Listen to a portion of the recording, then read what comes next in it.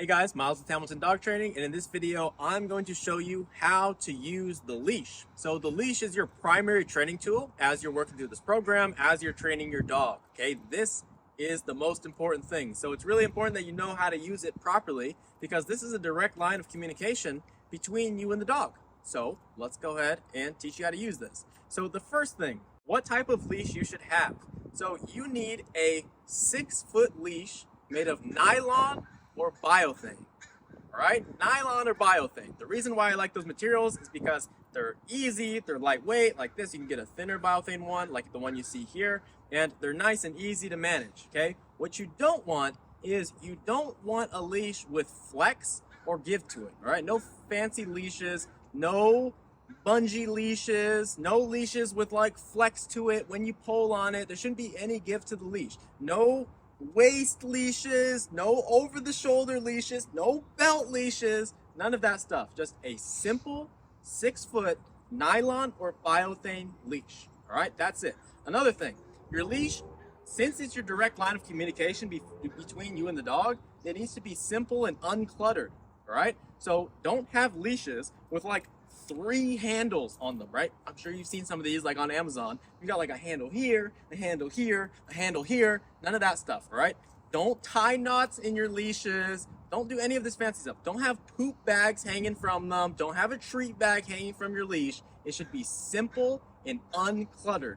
Easy to hold, easy to manage. That's what you want, all right? Because this is what gives you control. You have to learn how to use this leash, so make sure it's simple and uncluttered, all right? 6-foot biothane or nylon. All right, so now that you know what type of leash to get, how do you hold it, okay? I'm sure some of you guys probably hold it like this, okay? How many of you guys hold the leash like this when you go out on the walk, okay? Don't do that. This is gonna cut off circulation in your hand and it gives you no control, okay? So don't hold the leash like that. There's really only one way to hold it properly if you want max control. So what you're gonna do is you got the leash, and you got the handle, okay? You're gonna take your thumb, hold your hand like this. You're gonna take your thumb and loop it into the handle, like that. And then you're gonna close your hand onto the leash, and you're gonna grip it into your palm, all right? That's how you hold the leash. Let's see it again. So you got the handle, got your hand, you're gonna put your thumb in, loop it, and then grip. And this right here, this grip, gives you an unbreakable grip. Okay, there's no amount of pressure that you can put on this that hurts. It's not gonna slip out of your hand. Nothing's gonna happen. This is unbreakable grip. Okay, so that's how you hold the leash. Thumb in, grip. Okay, if your leash doesn't have a handle, it's the same thing, right? You just pick a point on the leash and then loop your thumb in and then you grip. Just like that, all right? That's how you hold the leash. So as you work through the training program, when you're doing the loose leash walking, all that stuff, you're gonna hold the leash just like that. You're gonna loop your thumb in and you're gonna grip the leash. And you're gonna give the dog the whole leash, the whole 6 feet, all right? So when you're walking around, you're gonna give them the whole leash just like this, okay? That's how it's gonna be when you're loose leash walking. You're gonna hold the leash kind of firm to your body like this. You're not gonna walk with your arm out like this. You're gonna hold it nice and close to your body, okay? Now, a mistake people make when they're walking their dog is they walk their dog like this, okay? They choke up on the leash and they drag the dog around like this, and that is not cool. Do not do that, okay? There should never be pressure on this leash, because remember, pressure creates stress. So when you walk your dog around like that and there's just always tension on the leash, you're creating unnecessary amounts of stress for no reason, right? Keep that leash loose. The only time I will allow you to use your left hand when you're walking your dog is to use it as a guide to prevent them from stepping on it, right? You know, like when your dog steps on the leash and then like they get all tangled up in it, you're gonna use your left hand to just prevent them from stepping on it, all right? But you're not gonna make pressure. You're not gonna choke up on it or anything like this. You're gonna keep it nice and loose, and you're gonna hold the leash in your dominant hand like this. You're gonna give the dog the whole 6 feet. Now, exceptions to the rule. If you're walking on like a busy sidewalk or something and you need your dog to be a little bit closer to you, then you can shorten up on the leash in that instance. Dogs will happily walk at the end of however much leash you give them. However, for the majority of the walk, they should have the whole 6 feet. The reason for that is you don't want to be inconsistent with the amount of leash you give them. It's kind of weird if you know, sometimes they have 6 feet, and then sometimes they have 2 feet, and then sometimes they have 4, and then sometimes it's back to 6. It's just a little confusing, right? So make sure for the majority of the walk, they are on 6 feet of leash. A few ways that we use the leash in the training. Okay, so the first way we use the leash is as a management tool. Okay, you can use the leash to manage your dog's environment. So in home, if you're giving them more freedom and you want to make sure you have a little bit more control of them, you can just clip a leash on them and have them drag it around, right? You can use this as a management tool. You can tie them up to something to prevent their access, to restrict their access to the environment, and so on. So you can use this as a management tool. The next way we can use it is as a punisher, right? So you can punish undesirable behaviors using the leash. You can also use this as a negative reinforcer, all right, to reinforce commands that the dog knows. So let me go ahead and show you some examples. So if you're going to use the leash as a punisher to correct your dog for unwanted behavior, this is how you use it, okay? So imagine this is your dog and this is you, okay? You're holding the leash, that's your dog. To punish an undesirable behavior using the leash, you are going to use leash pressure, okay? And there are different levels of leash pressure, but let me just show you the technique on how you apply a correction with your dog, okay? So let me show you some good examples first, and then I'll show you a lot of mistakes that people make along the way. So here's what a good correction looks like. Let's say this is your dog. All right, let's see it again. The dog is pulling. The dog is barking at another dog. No. Right? The dog is doing some other unwanted behavior. They're chasing a rabbit. All right, you guys see the technique there? I'm going to go ahead and break this down now. All right, so let's go ahead and break it down. So you have the tension on the leash. Let's say like your dog, you're in the loose leash walking. Let's say your dog is pulling. Let's say there's tension on the leash. The first thing that I do is I create slack. And then I pop, and then it goes back to slack. All right, let's see it again. Pop, and then back to slack. There's tension, pop, back to slack. All right? Now let's break each component down very carefully. So, you have the dog here. I'm moving my hand forward. I'm bringing it back in that popping motion, and then when I pop, I immediately come back up to the slack. All right? Pop, pop, pop, right? So you see like the motion of my hand goes from here, close to my body, to out, and then back out again, right? That's the motion. Now, let's go through a bunch of mistakes that people make along the way. So, people mess this up at every stage. So the first mistake that people will make is, let's say your dog is doing something undesirable, maybe they're pulling on the leash, maybe they're chasing after a rabbit, and what they do instead of correcting the dog is they pull. You're not gonna win a tug of war match with your dog, okay? So if your dog is pulling at something and you try to pull them back, you're not gonna win that battle and the correction is not gonna be clear, right? You're probably not gonna reach punishment levels with your dog if you try to pull them away from the thing. That's the first mistake people make, is they never get that pop in there. They never make the slack, they never get the pop. So that's the first mistake.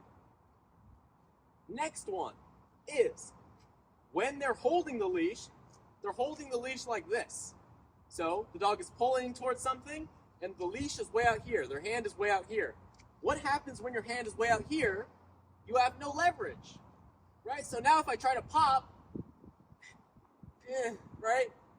I can't do it. I can't make the slack and then I can't pop because my arm is way out here, right? So when you're walking your dog, you've got to keep your hands close to the center of your body, right? Because you notice, like, if my hand is here, okay, I can create slack, no problem.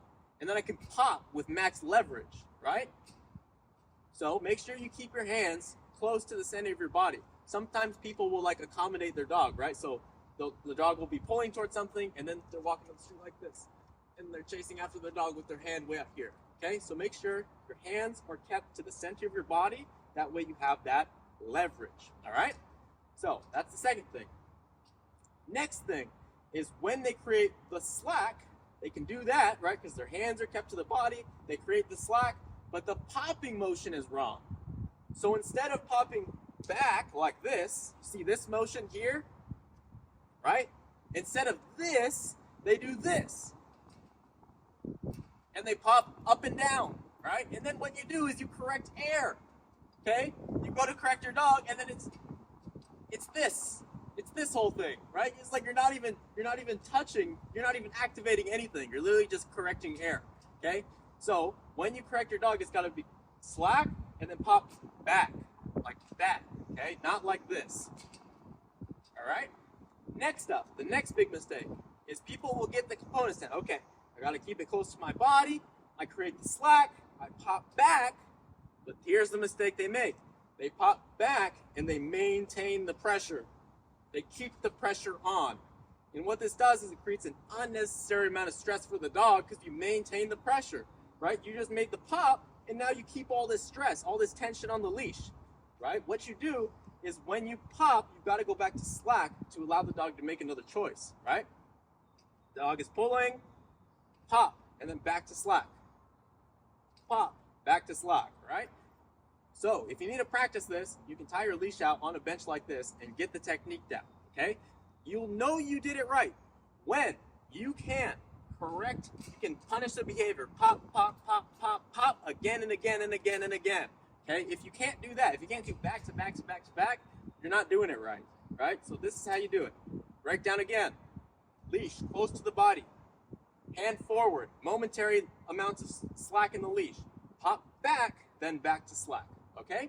Also, another thing you should learn is how to modulate the level of pressure that you're using when you do this correction, right? Because when you're punishing a behavior, the level of pressure you use all depends on the level of the competing motivator, right? So for example, if your dog is just like pulling on the leash in your neighborhood and it's super quiet out, then you might have to use, this level of pressure to get the punishment response. But if your dog is blowing up at another dog, they're at the peak of their arousal, you're gonna have to use significantly more pressure, right? You might have to go from this in your neighborhood to this, right? And another thing to note is the sensitivity levels of every dog are different, right? For some dogs, to get them to stop pulling or to stop reacting, it's just a little correction, right? Something like this, a little wrist correction, little wrist flick. That's all you need to elicit the punishment response for that dog. But for some dogs, this is nothing, right? For some dogs, you might have to use significantly more pressure, a full arm, maybe 2 hands to elicit the punishment response. So it really all depends on the dog, and part of your thing as a dog owner, as a dog trainer, is learning how to work with the dog in front of you. So you're gonna have to learn what levels of correction work for your dog in front of you, right? This is a really important skill for you to learn. So that's how you properly correct your dog, punish a behavior using the leash.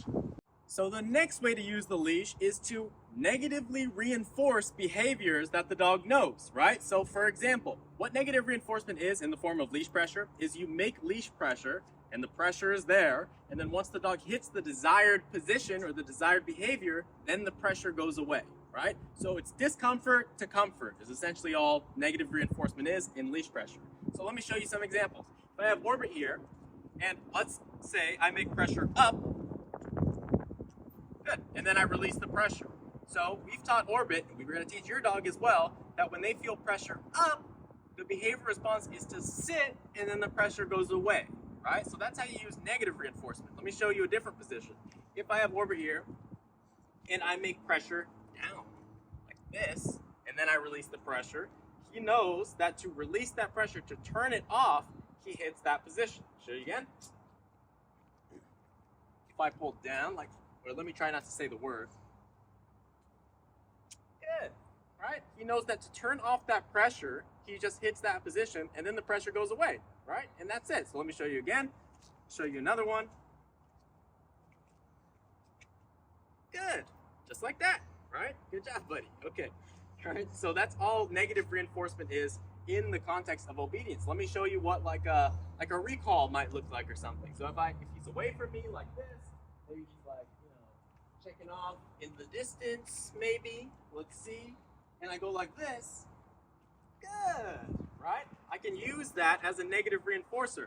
I can turn on the pressure, tap, tap, tap, tap, tap, and then once he turns to come to me, then I release the pressure, right? So it's discomfort to comfort. The pressure turns off once the dog hits the desired behavior, right? So that's how you use negative reinforcement using the leash, and that's all it is, right? So it's just discomfort to comfort. I make pressure, he hits the position, good. I go like this, I can make pressure down, good, right? Just like that. If I wanted to get him on this thing, okay, let's say I wanted to get him on this, I can make pressure onto it, good, and then release it once he's on, right? Discomfort to comfort. When you're using negative reinforcement, it's obviously completely different than punishment. You're working with much lower levels of pressure, right? In low distraction environments like this, I have to use very low levels of pressure to get him to perform the desired behavior. If I was around a high distraction environment with tons of competing motivators, and maybe he wouldn't respond to those light little levels of pressure. Those little taps on the leash that I was doing for the recall, he might not respond to that. He might want to keep on the smell or go to the dog or whatever it is. In that case, you'll have to escalate the negative reinforcement, right? You have to use more pressure in order to make the pressure more negatively reinforcing, okay? So that's how you use negative reinforcement using the leash. Again, you have to learn how to do this with your dog, right? The level of pressure that you use for every dog is a little different. In the beginning, for negative reinforcement, I recommend starting out with very, very low levels of pressure, low amounts of stress, and then seeing how your dog responds to it. If you notice that, okay, when you pull up on the leash, they just completely ignore it and they don't sit, you'll obviously have to make more pressure. All right, guys, so that's how you use the leash. I hope this video was helpful as you go through the training program, and I will see you in the next video.